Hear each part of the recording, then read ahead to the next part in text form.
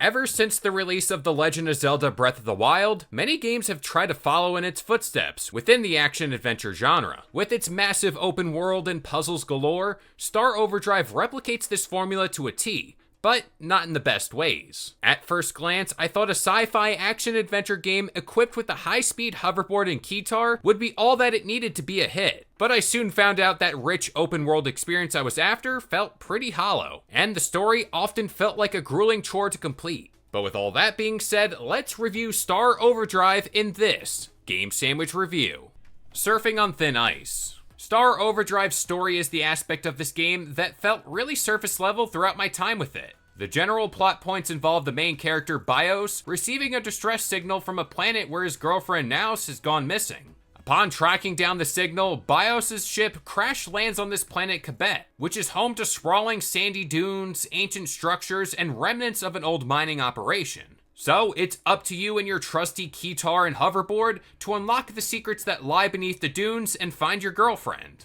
And this is why I felt this game really lacked emotional weight, simply because, much like Link in The Legend of Zelda, Bios is a silent protagonist. I really felt the lack of character that existed with Bios really didn't motivate me any further to keep pushing along to finish the story. And by opting to go this route, key narrative moments often fell flat, and never really gripped me in a significant way. This lack of connection with the story often made me feel very alone with my thoughts, all to wander the sandy dunes in virtual silence. But I wasn't totally alone because various recordings that were left behind by Naus simply felt like this breadcrumb trail of tape recordings for me to follow to the end of the game with no genuine investment in Bios' journey.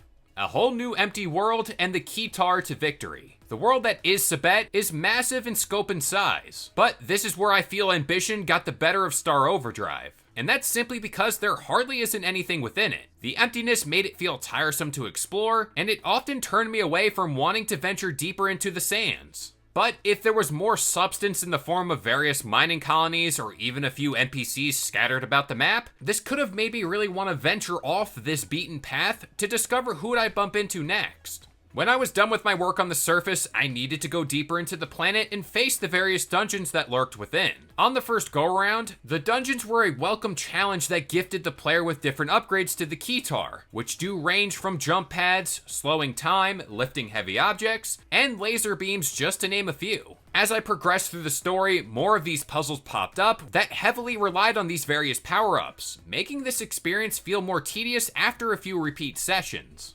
Gameplay for Star Overdrive does focus on the hoverboard, and at times that was the saving grace for the game. Nothing beat zipping around the dunes at high speeds with pinpoint precision. Pair that with various tricks that can be achieved by the flick of the thumbstick, and that right there was the action I was looking for. And the various races that were scattered about the map are the things that kept me hooked into the gameplay loop, simply based on the thrills of high speeds and over-the-top tricks. Unfortunately, there were times where my hoverboard slowed to a crawl in the hills, and especially on flat areas of land. That in turn took me back out of the flow of the game when it came to traveling the dunes. Speaking of the hoverboard, the other aspect of this game that felt overly complex was the upgrade system. On your ventures, you can collect various materials, and upon funneling your resources into specific parts, this does increase stats like speed, handling, and how powerful moves can be. Upon combining a massive haul together, the percentage boost you do see ended up being really minuscule. In turn, I felt it was really needed to farm supplies and grind out resource runs to really reach my full potential. This is the aspect of the game that felt intrusive, especially as I progressed through the story and attempted more races around the world. Certain races were at arm's length away from me, so naturally I felt obligated to participate. But I soon found out my board wasn't powerful enough to finally finish the race.